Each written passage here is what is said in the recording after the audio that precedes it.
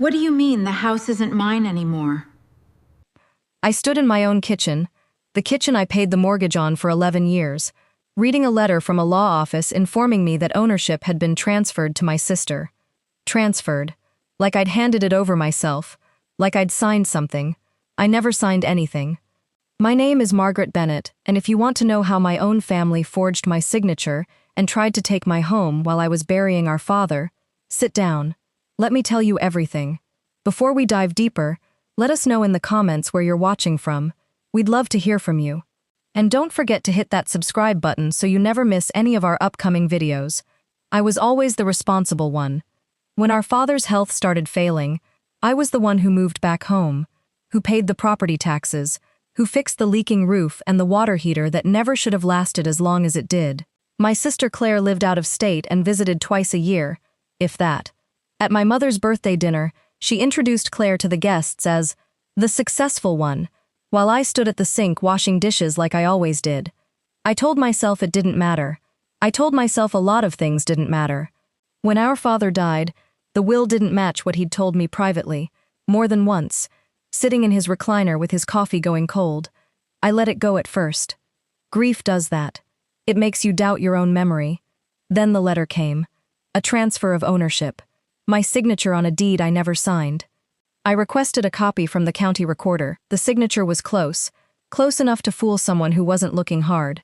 But a friend of mine who works in banking took one look and told me the pen pressure was all wrong, inconsistent in a way that real signatures never are. That's when I remembered my mother sliding a stack of papers in front of me the week after the funeral, telling me it was just estate paperwork, that I was too exhausted to really read, only the top page ever visible. I found the notarized copy.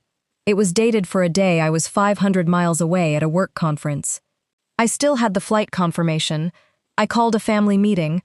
I told them exactly why, and I told them I was recording, right at the start, so there'd be no confusion later. I let my mother and Claire talk first.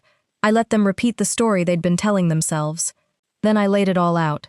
The flight confirmation, the notary's logbook, which by law has to list every signer in person, and the banking friends read on the pen pressure.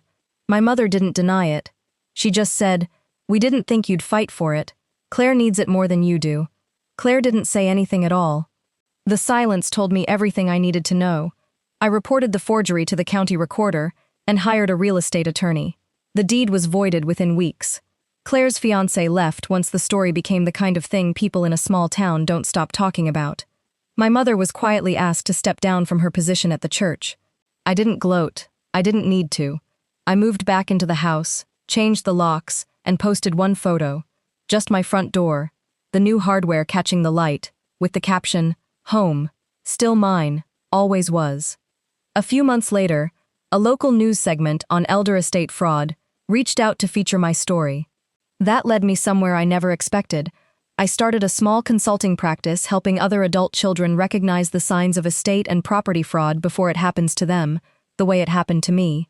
They thought a signature could take my home. Turns out the only thing you can't forge is proof.